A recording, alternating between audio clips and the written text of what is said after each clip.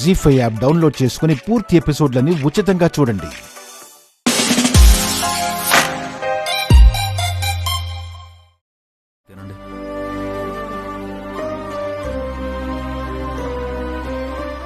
ఏంట్రా చెన్ని ఇది? అందరం కలిసి సంతోషంగా ఉందాం అనుకుంటే ఎవరో ఒకరు ఏదో ఒకటి ఇలా చేస్తున్నారేమిటి? వదిలేండి నాన్న, మీరు తినండి.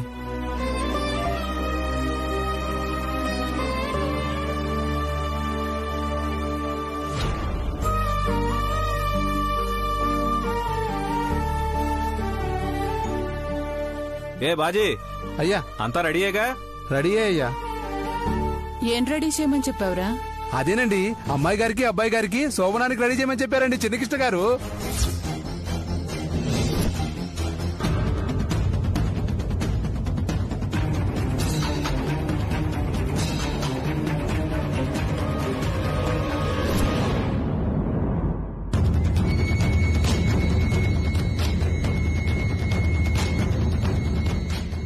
శోభనమా? ఎవరికి?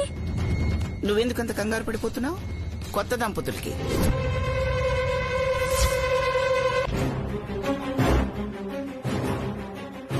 శౌర్య కళ్యాణిల మధ్య తెలియకుండా దూరం ఏర్పడింది. ఇలా అయినా దగ్గర చేస్తే ఆ దూరాన్ని దూరం చేసిన వాళ్ళమవుతాం.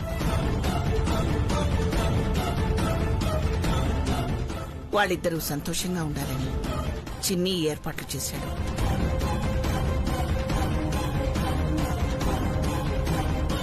అంటే మాకెవరికీ తెలీదు, మీకు తెలుసన్నమాట. ఎందుకే అన్నిటికీ అలా కోపడతావు? వాడు నా చిన్న కొడుకు. నీలా లోపలొకటి బయటొకటి ఉండదు వాడికి.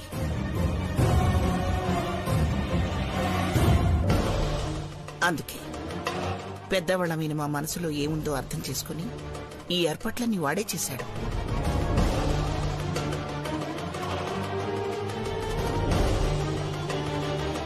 చిన్ని, నువ్వు మంచి పని చేశావు. దాని గురించి నేనే మాట్లాడదాం అనుకున్నాను, కానీ నువ్వు ఏకంగా ఏర్పాట్లే చేసేసావు. మరి చెయ్యాలి కదా బావా.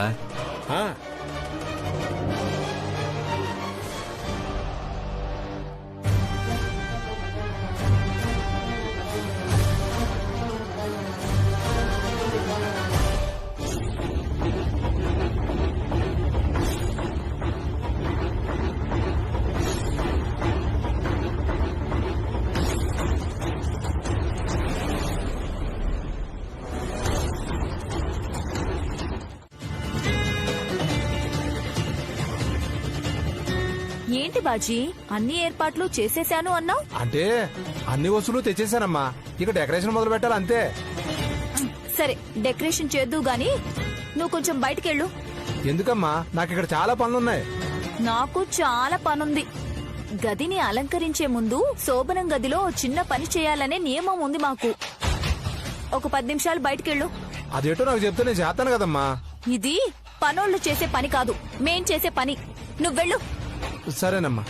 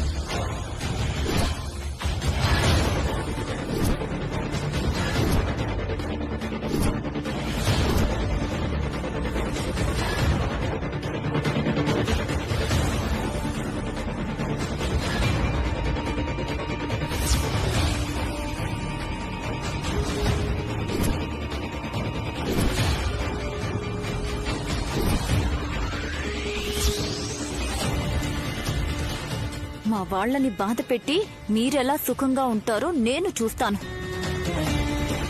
మా తమ్ముణ్ణి జైలుకి పంపించింది చాలక నాకే వార్నింగ్ ఇస్తావా కళ్యాణి? ఇప్పుడు చూడు, ఎవరు ఎవరితో జాగ్రత్తగా ఉండాలో నీకే అర్థం అవుతుంది.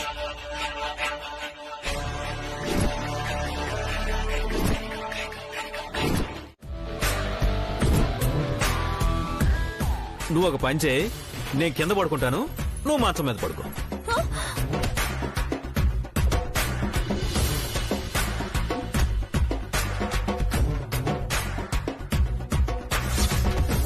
లేదు లేదు, నేను కూడా మీతో పాటే కిందే పడుకుంటాను. లేదంటే మీరు హాయిగా మంచం మీద పడుకోండి, నేను ఒక్కదాన్నే కింద పడుకుంటాను. హ? అదేంటి పల్లవి, నువ్వెప్పుడైనా కింద పడుకున్నావా? అయినా నా భార్య కింద పడుకుంటే నేను చూడగలనా? వద్దులే, నువ్వే పైన పడుకో, నేనే కింద పడుకుంటాను. అయ్యో, నాకు అసలు మంచం మీద పడుకోవడమే ఇష్టం ఉండదండి. మీరేదైనా అనుకుంటారని బలవంతంగా పడుకుంటున్నాను, అంతే అంతే. నాకు తెలుసు పల్లవి, నువ్వు నా కోసమే కదా కింద పడుకుంటానంటున్నావు. ఆహా, నేను కింద పడుకుంటే నువ్వు పైన ఎలా పడుకుంటావనే కదా నీ ఫీలింగు. ఆహా. అలాంటివేం పెట్టుకోవద్దు, నువ్వు హ్యాపీగా పైన పడుకో, నాకు కిందే బాగుంటుంది. అది లేదు లేదు, ఇద్దరం కలిసి కిందే పడుకుందామే. హ? వద్దులే పల్లవి, ఈ రాత్రికి నువ్వు మంచం మీద పడుకో.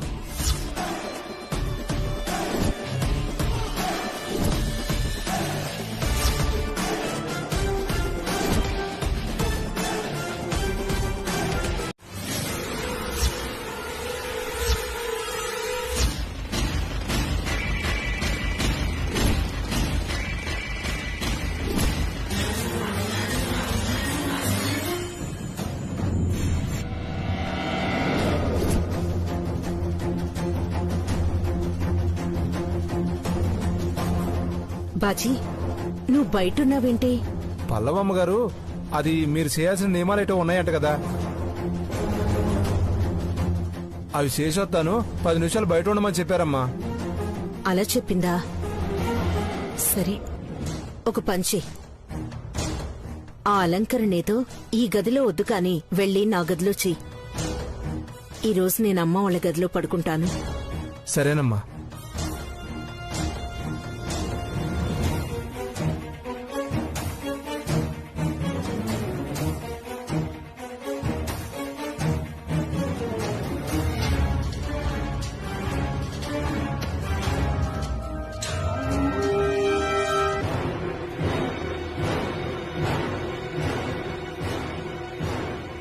అమ్మా, ఏంటి ఆలోచిస్తున్నారు? ఇంతకు ముందే కదా పల్లవిని పద్ధతి మార్చుకోమని చెప్పావు, కానీ నీ భార్య వినేలా లేదు. ఏమైందమ్మా, మళ్ళీ ఏం చేసింది?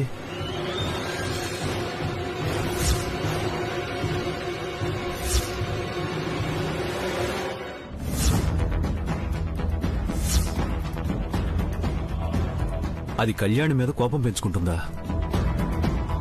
సరే, దాని సంగతి నేను చూస్తానులేమ్మా. నువ్వేం మనసులో పెట్టుకోకు.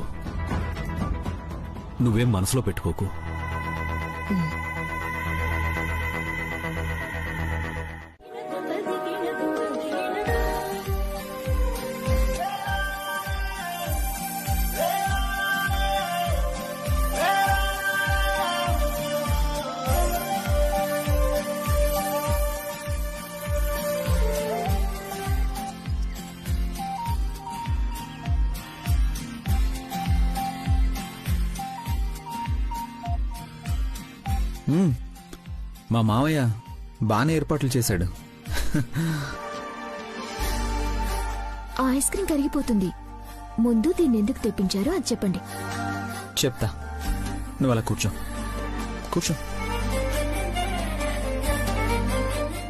పాలు తాగండి. ఈ ఫార్మాలిటీస్ అన్ని పక్కన పెట్టి ముందైతే ఇద్దరం కలిసి ఐస్ క్రీం తిందాం. లేదండి, పాలే తాగాలి. ఇందులో కూడా పాలు ఉంటాయి. ఈ పాలైతే నేను తాగాక నువ్వు తాగాలి. అదే ఐస్ క్రీం అయితే ఇద్దరం కలిసే తినొచ్చు. ఎలా? ఇలా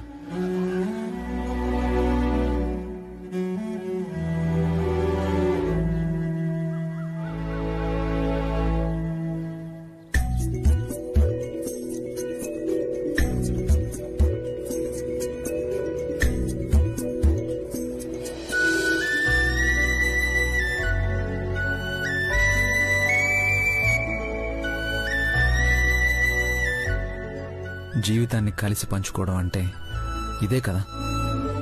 సో ఇలా ప్లాన్ చేశాను. ఆఫీసర్, ఈ మధ్య మీలో చిలిపితనం మరీ ఎక్కువైపోతుంది.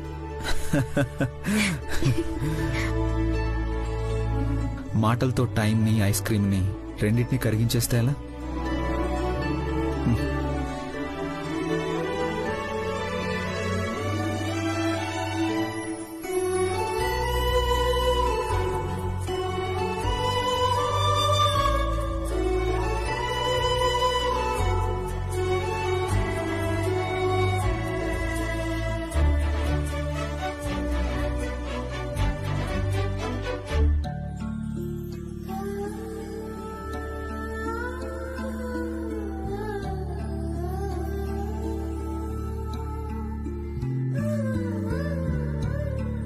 ఆఫీసర్, మీ మూతి కంటుకుంది, తుడుచుకోండి. ఐస్ క్రీమ్ ను వేస్ట్ చేయకూడదు. మరి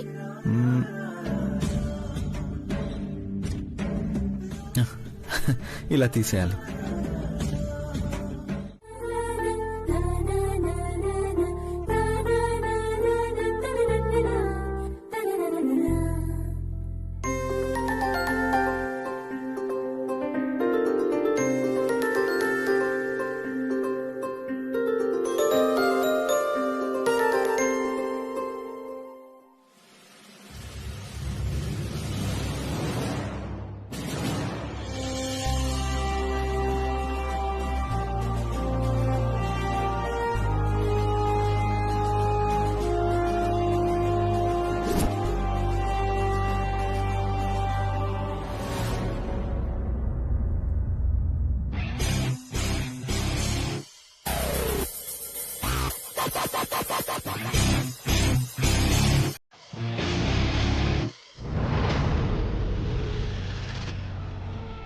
ఆఫీసర్, ఎన్నాళ్ళైంది మిమ్మల్ని ఇలా చూసి. యూనిఫామ్లో మిమ్మల్ని చూస్తుంటే నాకు ఎంత సంతోషంగా ఉందో.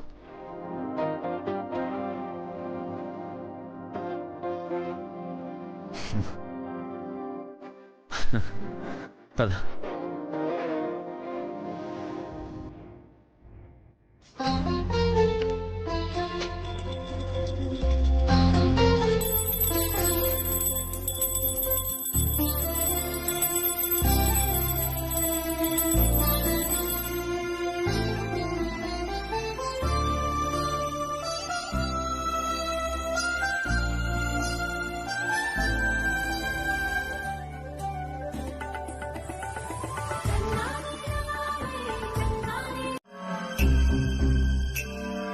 నేను యూనిఫామ్ వేసుకుని ఆయనతో వెళ్తుంది డ్యూటీ చేయడానికి కాదు, డ్యూటీ నుంచి రిలీవ్ అవ్వటానికి.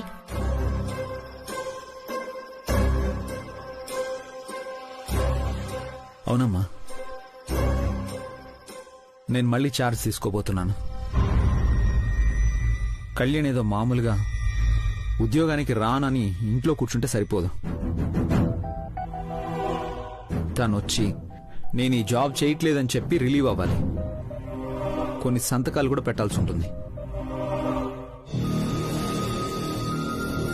దానికి అవన్నీ ఎక్కడ తెలుసురా? ఆ ఉన్న నోరేసుకుని మాట్లాడడం ఒక్కటే తెలుసు. సరే నాన్న, జాగ్రత్తగా వెళ్ళిరండి. కళ్యాణి, నేరుగా ఆఫీస్కి వెళ్ళి అక్కడ పనంతా అయిపోయాక ఒకసారి పాపను కూడా చూసి రావాలి. ఏ పాప? చెప్పాను కదమ్మా, నా ప్రాణాన్ని కాపాడి వాళ్ళ ప్రాణాలు పోగొట్టుకున్న చంద్ర వాళ్ళ వైఫ్, వాళ్ళిద్దరికీ ఓ పాప ఉందని. ఆ పాప బాధ్యతలు నేనే తీసుకున్నాను కాబట్టి ఆ పాప కోసం నేను చేయాల్సిన పనులు కొన్ని ఉన్నాయి.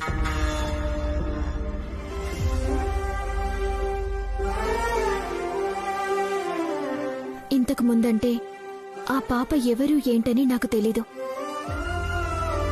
మీ ప్రాణాలు కాపాడిన వాళ్ళ పాపని తెలిసాక ఆ పాపని చూసుకోవాల్సిన బాధ్యత నాకు కూడా ఉంది.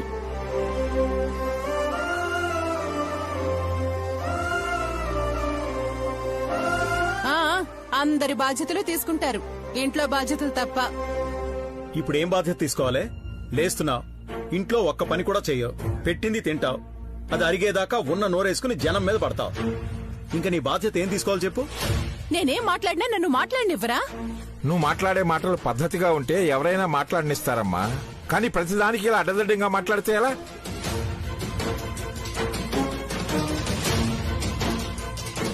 నీ బిడ్డ ప్రాణాల్ని కాపాడటానికి అక్కడొక బిడ్డ అనాథైందని శౌర్య చెప్తున్నాడు.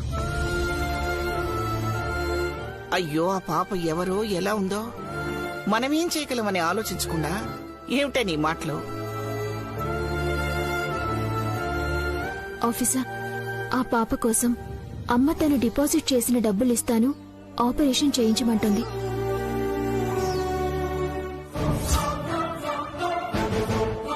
అనుపమది మంచి మనసు. కాకపోతే ఆ మంచిదానానికి తగ్గట్టుగా ఆ భగవంతుడు రాత రాయలేదు. ఆ దేవుడంతే.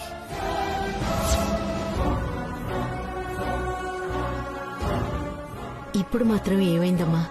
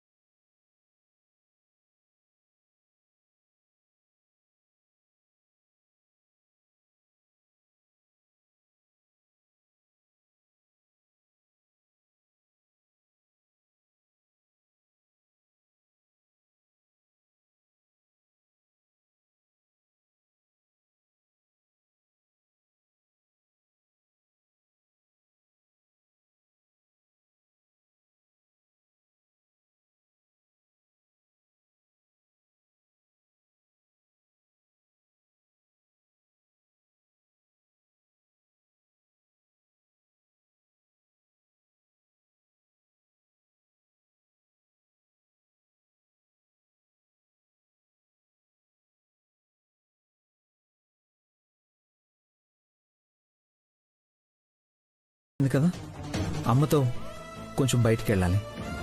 మళ్ళీ వస్తాం, సరేనా? జాగ్రత్తమ్మా. జాగ్రత్తగా చూసుకోండి.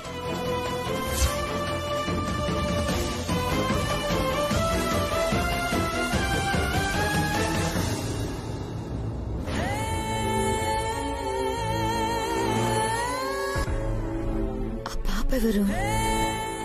సర్లే, సిద్ధు చెప్పాడుగా అనవసరంగా కలుగు చేసుకోవద్దని. సైలెంట్ గా ఉంటేనే బెటర్.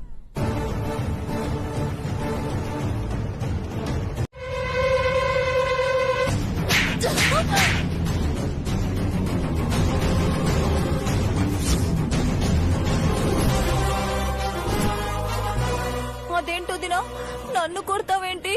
కాకపోతే ఏంటి? అసలే నేను చిరాకులో ఉంటే మధ్యలో నీ గోలేంటి? నేను అన్నది నీకు తప్పుగా అనిపిస్తుందా? తప్పుగాక ఎలా కనిపిస్తున్నా నీ కంటికి? బడ్డీ కొట్టు పెట్టుకుని సిగరెట్లు బీడీలు అమ్ముకునేదల్లా కనిపిస్తున్నానా? ఇంకోసారి ఇలాంటి పిచ్చి పిచ్చి వాగుడు వాగావంటే మొహం పగలు కొడతాను. ఇప్పుడు మాత్రం పగలగొట్టలేదా ఏంటి? అందుకే ఒళ్ళు దగ్గర పెట్టుకుని మాట్లాడు అనేది. నోరుంది కదా అని ఏది పడితే అది వాగేస్తావా? అది కాదు దినా, జాబ్ రిజైన్ చేసి వస్తానని చెప్పి కళ్యాణి బయటికి పోయిందా? బయటికి పోయింది, పోయిన పని చేసుకుని రాకుండా హాయిగా శౌర్యతో చట్టా పట్టాలేసుకుని తిరుగుతుంది. ఆ విషయం నీకు తెలుసా? ఎవరు చెప్పారే నీకు? శౌర్య డ్యూటీకి వెళ్లాడు, దాంతో తిరుగుతూ ఉంటాడా ఏంటి? నువ్వలా అనుకుంటావు దినా, కానీ అక్కడ ఇంకోలా జరుగుతుంది. కావాలంటే చూడు.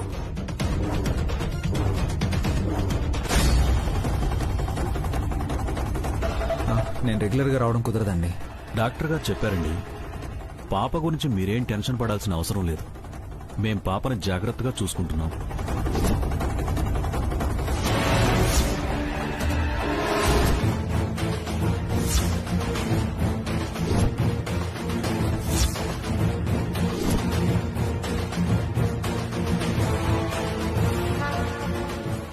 అంటే నాకే అబద్ధాలు చెప్తున్నారా?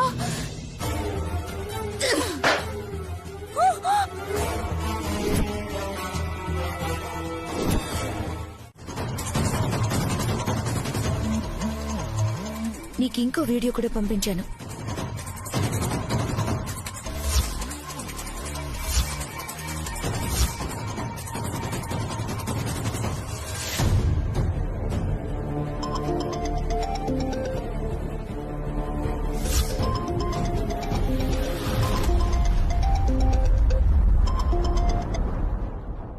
చెప్పు సంపద. నీకింకో వీడియో కూడా పంపించాను. ఆటో మొదలుపెట్టు పిన్ని. మనం ఏం చేసినా ఇక్కడేం వర్కౌట్ అవడం లేదు. అవ్వదని ఏం చెయ్యకపోతే ఎలా పిన్ని? చిన్న చిన్న నాట్లు వేస్తే అవకాశం వచ్చినప్పుడు దాన్ని బ్లాస్ట్ చేయొచ్చు. అమ్మో, బ్లాస్ట్ అంటున్నావేంటి? అలాంటి పని చేయించి నన్ను కూడా జైలుకి పంపిస్తావా ఏంటి? బ్లాస్ట్ అంటే ఆ బ్లాస్ట్ కాదు. అలా చేసిన ప్రయోజనం లేదని అర్థమైందిగా. అందుకే ఈసారి ఫ్యామిలీ ఎమోషన్స్ తో ఆడుకుందాం. వాటితో ఆయుధాలు అవసరం లేకుండానే ఏం కావాలన్నా చెయ్యొచ్చు. వాటితో ఈసారి కళ్యాణి శౌర్యలు విడిపోవాలి. అందుకే సిద్ధు నేను ప్లాన్ చేస్తున్నాం. సరే సరే, అవకాశాన్ని బట్టి చూస్తాను. ఈ మధ్య నా మీద మా ఆయన నిఘా ఎక్కువైంది. నేను మళ్ళీ ఫోన్ చేస్తాను. బాయ్.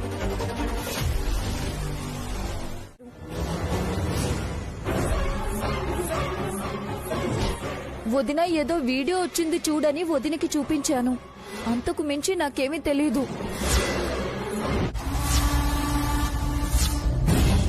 ఏమ్మా, ఏంటి పనులు? వాళ్ళు ఎక్కడున్నారు, ఏం చేస్తున్నారని వాళ్ళ మీద నిఘా పెట్టారా ఏమిటి?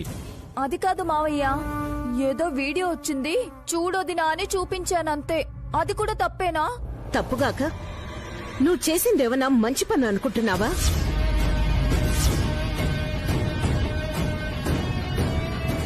వాళ్ళేదో నేరం చేసినట్టు ఆ వీడియో తీసుకొచ్చి దమయంతికి చూపించడం, దమయంతి వచ్చి మమ్మల్ని అడగడం ఏంటిదంతా? నా కూతురేవైనా పరాయి మగాడితో వెళ్ళిందా? వెళ్ళింది తన భర్తతోనే కదా. ఎక్కడికి వెళ్తే మీకేంటి? భార్యాభర్తలన్నాక సరదాగా బయట తిరగకూడదా? ఏ పార్కుకి ఎంతమంది వెళ్ళరు? వీళ్లు వెళ్తే మాత్రం తప్పొచ్చిందా? ఇంట్లో ఉంటే నేనేం మాట్లాడలేదు. భార్యాభర్తలన్న తర్వాత 4 గోడల మధ్యన అలాంటివి చేస్తారు. 4 గోడల మధ్యన మాత్రమే అలాంటి వేషాలు వేస్తారు. ఇలా పార్కులో 10 మంది ముందు తిరగరు. భార్యాభర్త ఎలా ఉండాలో కూడా నువ్వు చెప్తే ఎలాగే? వాళ్ళకి నచ్చినట్టు వాళ్ళు ఉంటారు.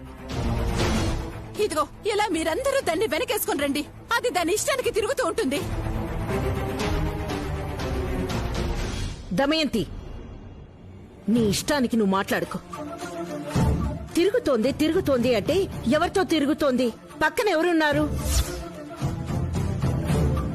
భర్త తోడుగా ఉన్నప్పుడు భార్య ఎక్కడికి వెళ్లినా తప్పులేదు.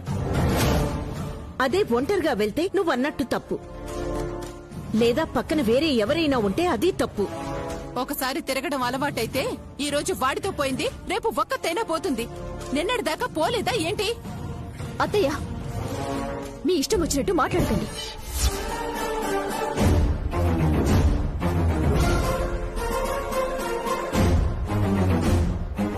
ఒంటరిగా వెళ్లినా, నా భర్తతో వెళ్లినా నా ఇంటి పరువు తీసే విధంగా నేనేం తిరగలేదు.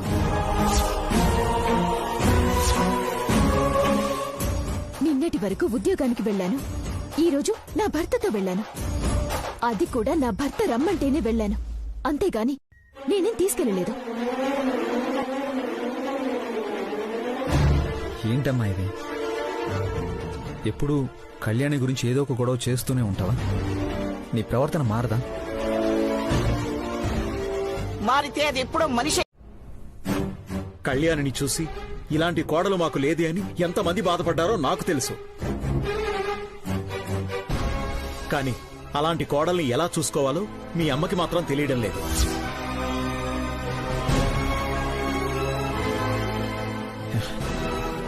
ఇప్పుడు మేం బయటికి వెళ్ళాం, తప్పేంటి? అదేం పల్లెటూరు కాదమ్మా, 4 వీధులు ఉండడానికి. పట్నంలో పార్కులు 10 మంది వచ్చి కూర్చోడానికే ఉంటాయి.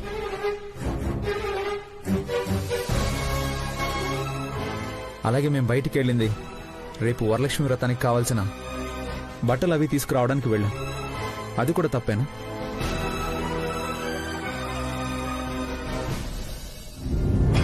ఎలాగో మీ అందరికీ బట్టలు తీసుకుంటున్నాం కదా అని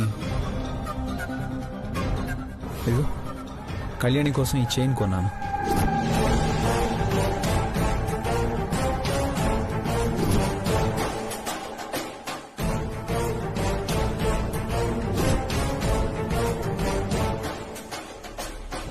అది కూడా తను అడిగితే కాదు, నాకు కొనాలనిపించి కొనిచ్చాను.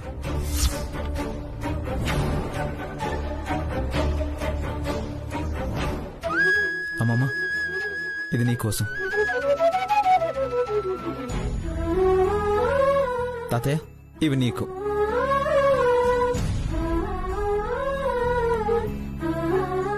అమ్మా, ఇది నీకోసం. నాకెందుకు శౌర్య?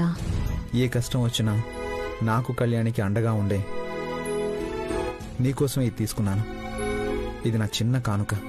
కాదనుకున్నా తీసుకో అమ్మా, ప్లీజ్. తీసుకోమ్మా.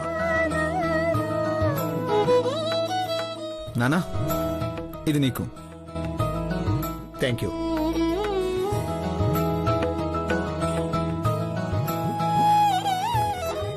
అమ్మా, ఇదిగో, ఇది నీకు. నాకేం అవసరం లేదు, అందరికీ ఇచ్చావుగా, చాలు. అన్నింటికీ అలా అపార్థం చేసుకుంటే ఎలా?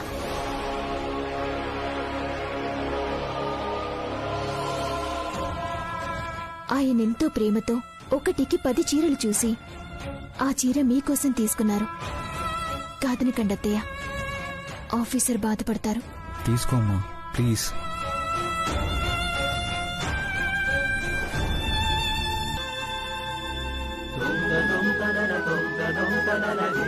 అత్తయ్య, ఇన్ని రోజులు మీరు ఏమన్నా ఒంటరిగా నా గదిలో నేను బాధపడుతుండేదాన్ని. ఇప్పుడు నన్ను మీరు ఏమన్నా ఎన్నన్నా నాకు బాధలేదు. ఎందుకంటే పెళ్ళై ఇన్నేళ్లైంది. అసలు ఏం చూసి సంతోషపడద్దో, ఏం చూసి బాధపడద్దో ఇప్పటికీ నాకు అర్థం కాదు. కళ్యాణి, చాలా బాగుందమ్మా. బంగారానికి బంగారం తొడిగినట్టుంది.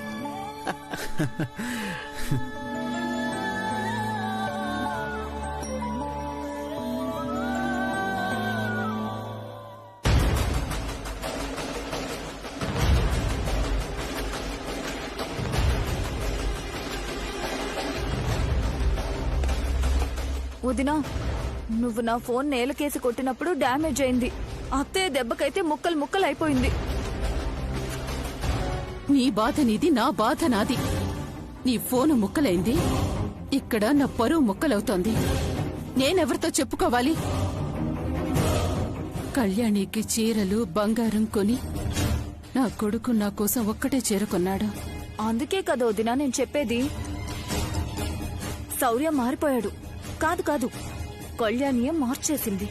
మరి అంతలా మారిపోతాడనుకోలేదే. పాపం, మాకు చీరలు తీసుకురాకపోయినా పర్వాలేదు. కన్న తల్లివి, నీకంటే ఎక్కువగా కళ్యాణిని చూసుకుంటాడా? నీకు లింగు లింగుమంటూ ఒక్క చీర తెచ్చి కళ్యాణికి బంగారం చైన్ కొంటాడా?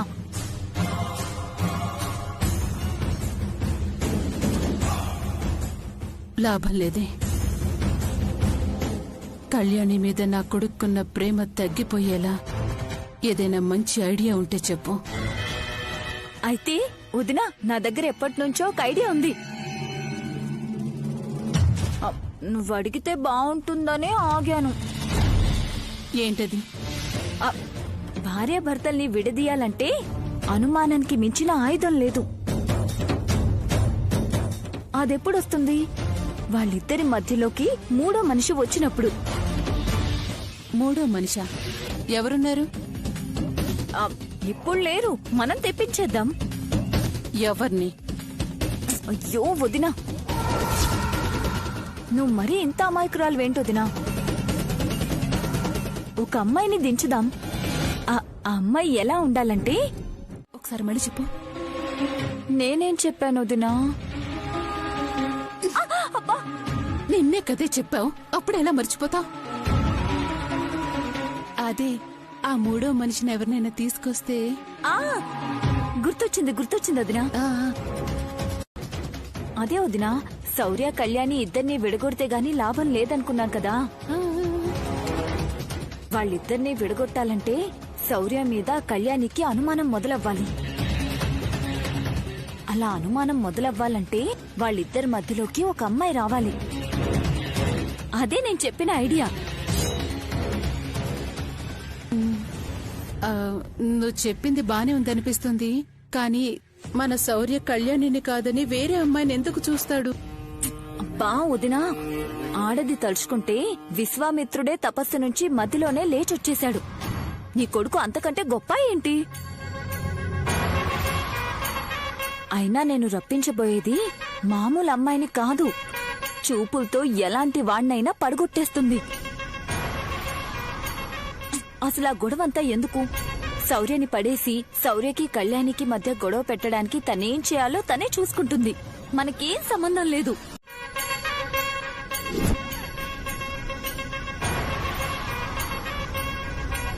ఇప్పుడు నీ కొడుకు హీరో ఎంట్రీ ఇస్తాడు చూడు.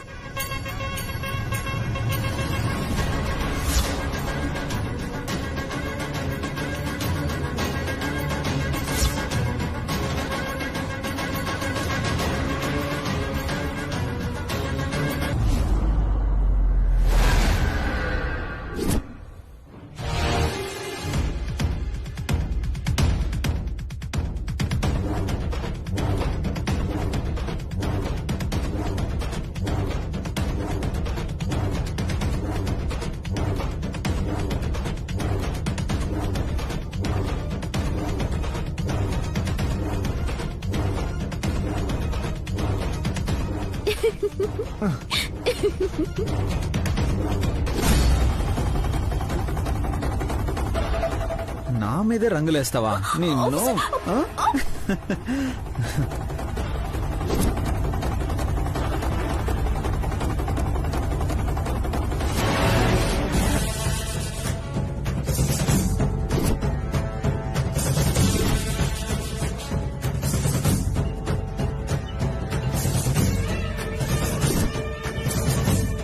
ఆఫీసర్, ఎవరైనా చూస్తారు. చూస్తే ఏమనుకుంటారు? భార్య భర్తలు ఇద్దరు ఈ రోజు హోలీ ఆడుతున్నారు అనుకుంటారు.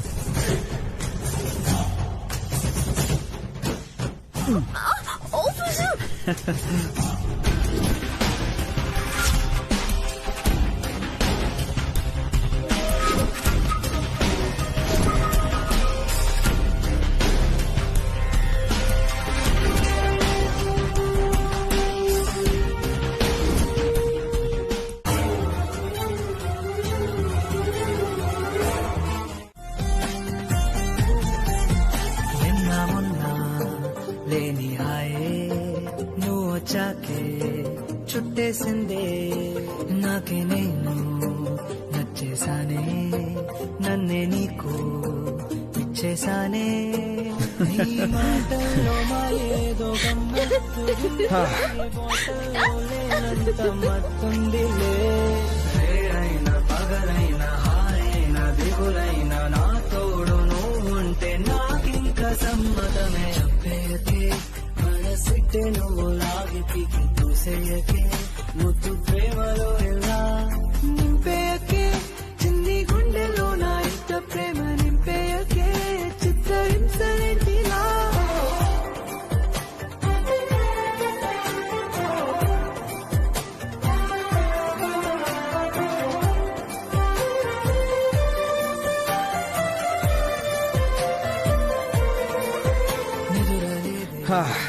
నేరం నీదే హత్తేలేని.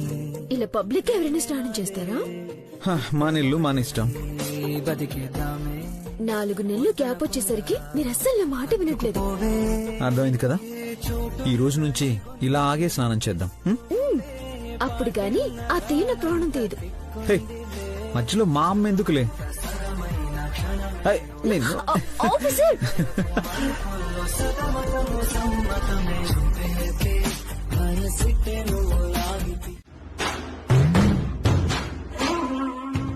ఎక్కడికమ్మా వెళుతున్నావు? బయటికి వెళ్తున్నాను. వెళితే వెళ్ళావు గాని ఆషాఢం గోరింటాకు పెట్టుకోవాలి. వెళ్ళి గోరింటాకు తీసుకురా. నాకు కుదరదమ్మా, నేను గుడికి వెళ్తున్నాను. గుడికా? ఏం తల్లి, ఉదయాన్నే ఆ దేవుడికి మనశ్శాంతి లేకుండా చేద్దాం అనుకుంటున్నావా ఏంటి? నేను నా కొడుకు బాగుండాలని ఆ దేవుడికి మొక్కుకోవడానికి గుడికి వెళ్తున్నాను. సర్లే, నేను పల్లవికి చెప్తాను. పల్లవి, పల్లవి, ఏంటత్తయ్య? మీ వదిన గుడికెడుతుందంట. నువ్వు వెళ్లి గోరింటాకు తెచ్చి రుబ్బి పెట్టు. అందరం సాయంత్రం గోరింటాకు పెట్టుకుందాం. అత్తయ్య, నేను కూడా గుడికి వెళ్తున్నాను. అదేంటి ఇందాక వంటగది వరకు రమ్మంటే రానన్నావు, ఇప్పుడు గుడికి వెళ్తున్నావా? అంటే అమ్మా, అది శౌర్యకి కళ్యాణియే వండి వడ్డించాలని ఆశపడుతుంది కదా, అందుకే రాను అన్నాను. సర్లే నానమ్మా, నేను వంట చేసి గోరింటాకు తెచ్చి రుబ్బి పెడతానులేండి. మీరు వెళ్ళిరండి అత్తయ్య. వదినా మరదళ్ళిద్దరు కూడబలుక్కుని వెళుతున్నారంటే ఏదో విశేషమే. ఏ విశేషాలు లేవమ్మా. తోడుగా పల్లవిని తీసుకెళ్తున్నాను అంతే. కోడల్ని తీసుకెళ్లొచ్చుగా. అది నాతో వస్తే ఇంటి పనులన్నీ ఎవరు చేస్తారు? జీ5 యాప్ డౌన్లోడ్ చేసి అన్ని ఎపిసోడ్స్ పూర్తి ఉచితంగా చూడండి.